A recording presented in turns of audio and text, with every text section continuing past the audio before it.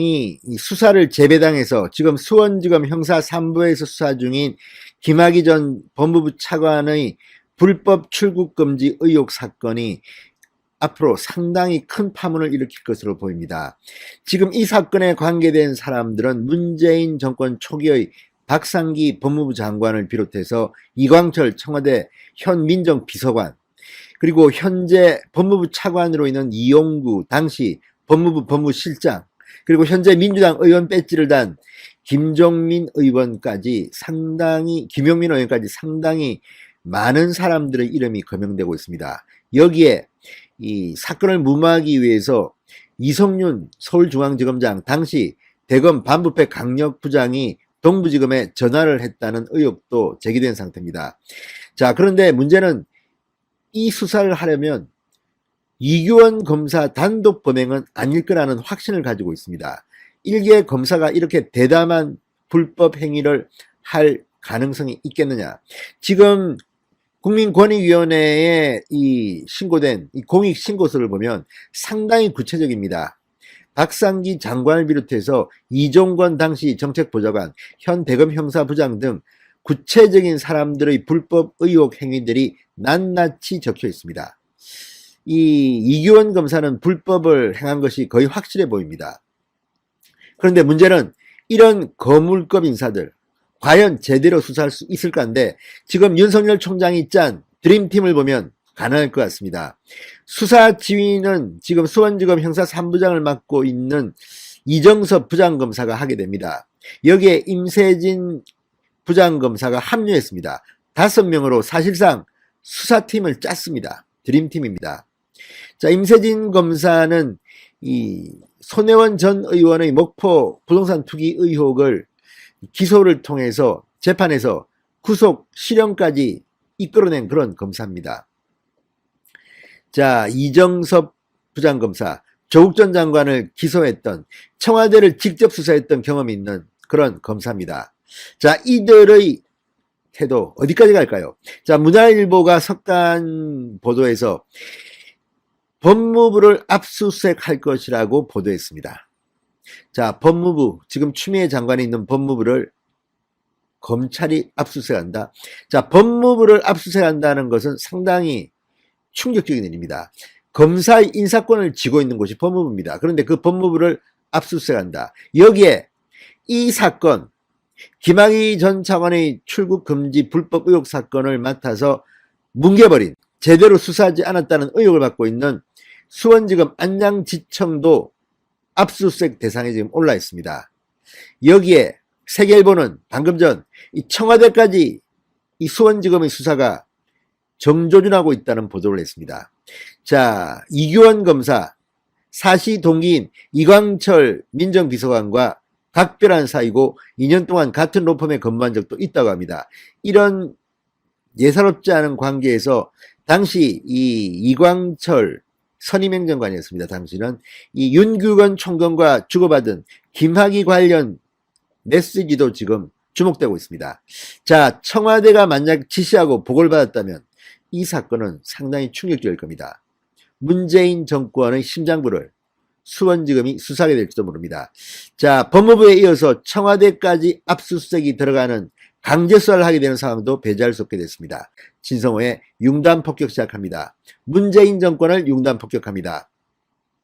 방송에 앞서 아직 진성호 방송에 구독자가 아니신 분들은 붉은색 구독 버튼 눌러주십시오. 더 좋은 방송으로 보답하겠습니다. 자, 지금 이게 원전 수사, 그러니까 대전지검 이두범 검사장이 하고 있는 원전 수사와 함께 문재인 정권의 치명상을 입힐 것으로 예견되고 있습니다. 또 사건의 성격도 비슷합니다. 원전 사건의 경우에 산업통상자원부의 공무원, 서기관, 과장, 국장급 공무원이 청와대나 장관 같은 윗선의 강력한 지시가 없이 어떻게 불법인 것을 모를 리 없는데 한밤에 이 사무실에 들어와서 문서를 삭제하고 이렇게 경제평가석 조작 보고서를 만들게 했는지, 이런 것들 뒤에 누가 있다는 것이죠. 윗선 수사가 중요합니다. 마찬가지로 이번 김학의 전 차관의 불법 출국 금지 의혹 사건도 윗선의 지시가 없었다면, 문재인 대통령을 등에 업고 하지 않았다면 이렇게 무모한 짓을 할 가능성은 적어 보입니다. 이규원 검사가 왜 그런 무리수를 두겠습니까? 그리고 당시에도 이 문제가 불거졌지만 안장지청은 제대로 수사하지 않고 덮어버렸습니다. 이번에 제대로 공익신고서가 접수되면서 106쪽짜리입니다.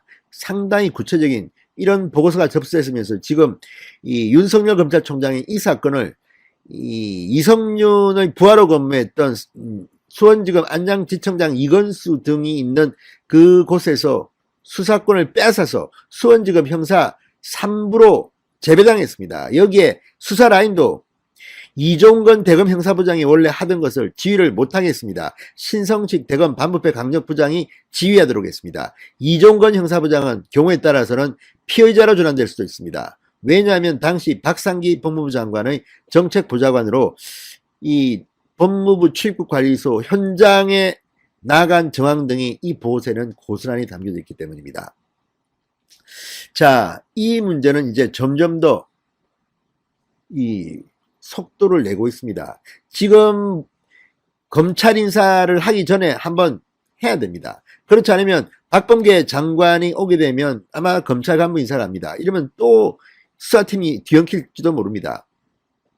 자, 지금 대검은 이 당시 과거사 진상조사단에 파견돼 긴급 출검을 주도했던 이규원 검사의 강제 수사 전환도 검토 중인 것으로 전해졌습니다. 무엇보다 지금 법무부 출입국 사무소 등에 대한 압수수색 영장 청구 곧 할 것으로 보입니다. 지금 압수수색 대상으로 거론되고 있는 것은 2019년 3월 23일 출검을 전후해 출입국 기록 등을 무단 조회한 법무부 출입국 사무소 출국 금지를 요청했던 대검 진상조사단, 요청을 받고 거절한 대검 기획조정부, 당시 수사에서 공익법무관 2명에 대한 무혐의 처분을 내린 안장지청. 자, 지금 상당히 많습니다. 특히 대검찰청도 압수수색하고 안장지청도 압수수색한다면 검찰의 칼날이 검찰 그곳에 꼽히는 겁니다. 자, 검찰은 보통 기관 간의 압수수색의 형태로 자료를 확보합니다. 자, 법무부까지 칠 것이냐? 법무부는 칠 수밖에 없을 겁니다. 너무나도 분명한 물증들이 확보됐기 때문입니다. 자, 수사팀은 강제수사 전환을 통해서 뭘 하겠습니까? 윗선 개입을 규명할 겁니다. 자, 그래서 지금 청와대가 떨고 있을 것 같습니다. 자, 이규원 검사 진상조사단 근무를 한 뒤 공을 인정받았는지 미국 연수를 갑니다. 그리고 현재는 공정거래위원회에 파견 근무 중입니다. 이 검사는 당시 대검 기조부의 출국금지에 대한 의견이 없다고 밝혔지만 사흘 뒤에는 말을 바꿔서 새벽에 출국을 시도한 김학의 전 차관에게 돌연 출국 금지를 시킵니다. 자, 이런 것들을 보면 그 과정에서 본인이 불법 공무수라는 것을 알고 이 과거 종결된 이 무혐의 사건 번호를 적용해 출금 금지를 시켰는데 이러한 것들에 대해서 이제 강제 수사까지 받게 될 것으로 보입니다. 자, 무엇보다 이 수사 과정에서 청와대까지 칼끝이 갈 것이냐. 지금 세계일보는 청와대까지 칼 끝을 겨눌 것이라는 그런 예고를 하고 있습니다. 청와대 민정 라인이 출국 첩보를 흘린 의혹도 제기되고 있고 또 무엇보다도 지시를 하고 보고를 받았다면 그리고 이게 문재인 대통령의 지시사항에서 시작된 수사기 때문에 이 출국 금지이기 때문에 과연 문재인 대통령의 직속 참모들의 의견 또는 암묵적인 동의가 없이 이게 가능했겠느냐는 이런 합리적 의심이 들고 있기 때문입니다. 자, 이규원 검사의 윗선을 추적하다 보면 결국은 청와대를 칠 수밖에 없을 것이라는 그런 전망이 나옵니다. 자, 이 검사, 이규원 검사, 이광철 청와대 민정비서관, 당시는 선임 행정관이었습니다만 이 둘간의 관계가 지금 다시 조명되면서 이런 배경 없이 이규원 검사가 어떻게 그런 무리한 수사를 했을까? 자, 이규원 검사의 입이 열리면 상당히 많은 사람들이 다칠지 모릅니다. 지금 추미애 라인의 핵심으로 거론되는 많은 사람들이 이 회의에 참석했던 것으로 알려지고 있습니다. 심재철 검찰국장의 이름도 나옵니다. 이용구